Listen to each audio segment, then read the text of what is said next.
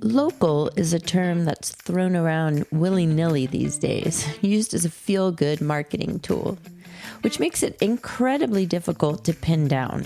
What does local mean? And perhaps more importantly, why is locally grown important? In this episode, we unpack the idea of locally grown food, but not in search of the perfect definition or distance. From small town markets to scientific studies, we will explore how place and practice shape what food is, how it looks, how it lasts, how it connects us to each other and the planet. Local is about more than geography. It's about depth. I'm Beth Hoffman, and this is At the Iowa Farm Table, a podcast about what does and does not work in the food system, right here from the middle of the country. This is a production of the Iowa Food System Coalition. The Farmers Market in Albia, Iowa is a sweet but small affair. In early June, there's about 10 stalls selling some baked goods, crafts, a little bit of produce, and flowers. We're at the Albia Farmers Market, and I work kind of as the market manager. I'm also a vendor here, so it works really nice. I'm here anyways. Ashley Kaldenberg grows and sells flowers. She offers U-Pick on her farm and workshops too. She also sells wholesale to florists and wedding designers. That's really what I love personally, is growing a really good, superior product for them that has great vase life that they can design with. Instead of, shipping in product from, say, Ecuador or Colombia, it's really cool to be able to supply a local florist with local flowers. In 2023, Americans spent almost $73 billion on flowers. But as much as 80% of that was on flowers grown outside of the U.S. Buying locally grown flowers means the money you spend goes directly to the farmer, not to multinational companies. You're keeping your money local, right? You're supporting a local farmer who is then in turn supporting the community. But it's not just about the economy. Kaldenberg's flowers last longer too, because they're freshly cut and haven't traveled thousands of miles. They're more vibrant, fragrant, and have a longer shelf life. Hopefully when you're buying from a local flower farmer, they've harvested correctly, so you're going to be able to enjoy that product. Maybe, twice as long as your grocery store flowers that have seen a few cargo ships or airplanes or yada yada. The same goes for local food. When a tomato, for example, is grown well and picked at the peak of freshness, it is, scientifically speaking, a completely different product than what you get from an imported one that traveled from afar. Yeah, my name is Dr. Stefan Van Vliet. Van Vliet is the director of the Center for Human Nutrition Studies at Utah State University. And our work is really focused on linking regenerative ag to nutrient density of foods. Regenerative agriculture aims to use natural systems to raise food. Van Vliet's research looks at the way animals are raised and if those practices impact the nutrition of the food. We have done research on a variety of different crops. One thing that pops to mind is maybe a potato or a carrot. When those were grown in what people would consider more regenerative systems with multi-cropping or organic soil amendments. What we're seeing there is that the phytochemicals or the antioxidants in the crop are being improved.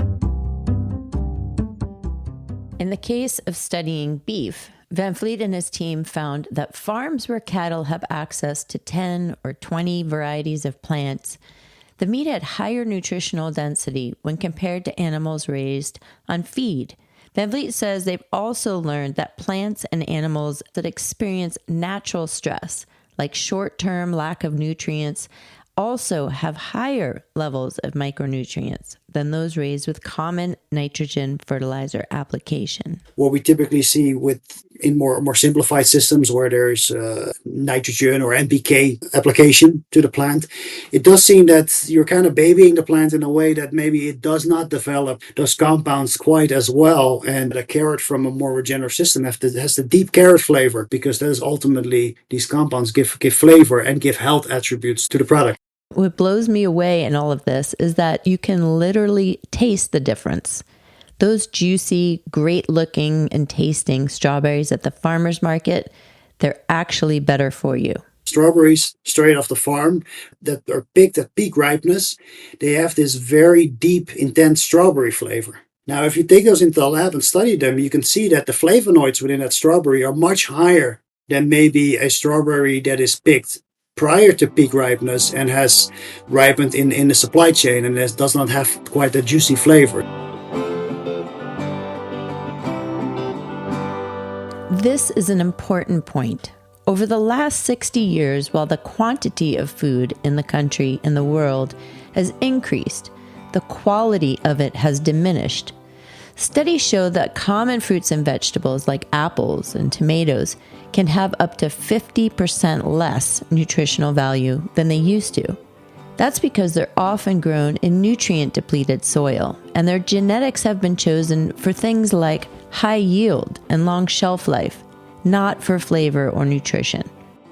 But this means that if you have no connection with the farm growing the food and the people who grow it, well, you have no real way of knowing what you're buying. We also bought grass-fed beef samples in the store. We definitely tested very good samples, but we also tested samples where we were like, well, the package in the grocery store says grass-fed, but I'm not 100% sure if this is grass-fed because it looks very similar to grain-fed. It is true that not every locally raised ribeye or strawberry is grown with the best practices, nor is it going to always be the best tasting thing you ever had. But the deal is, when you buy a truly local product, you can ask about how it was raised.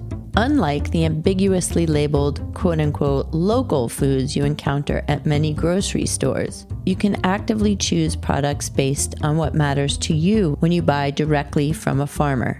Taste, nutrition, sustainability, animal welfare.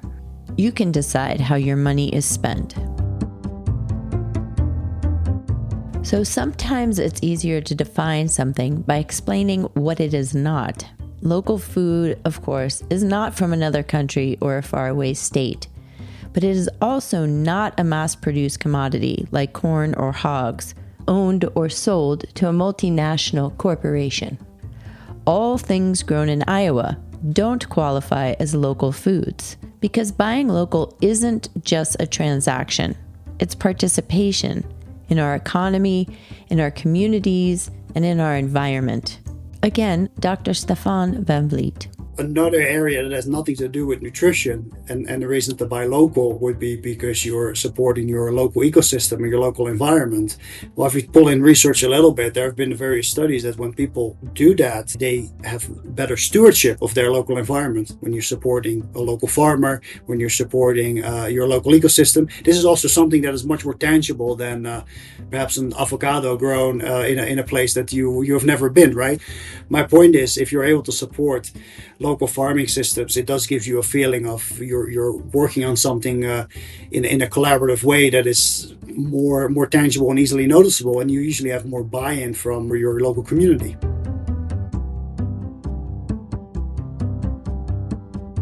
Okay, enough with the heady, big picture talk. If you're on board with the idea that local matters, whether it's a bouquet or a beef roast, the next step is to make it part of your weekly routine, which sometimes is easier said than done. The Iowa Food System Coalition hopes to make the transition to buying more local food easier and more enjoyable.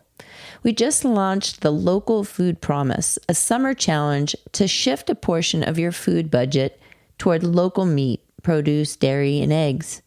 It's not a fundraiser, and we're not asking for you to send us money. We're asking you to choose your local farmers. Here's how it works. You fill out the promise online, pledging to spend a certain amount of your food budget each week on local food. Then we'll send you helpful resources, stories, recipes, and tips to help you find the farmers in your area and to keep you inspired. And we will collect stories from you. How do you find local food in Iowa? How does it benefit your life or your community? Tag us on Instagram and Facebook with your stories. It's helpful for all of us to learn from each other.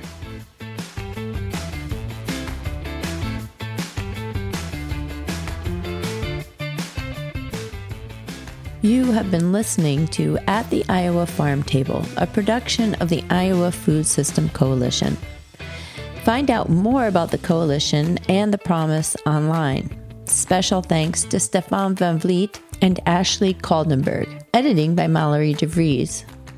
I'm Beth Hoffman. Thanks for listening.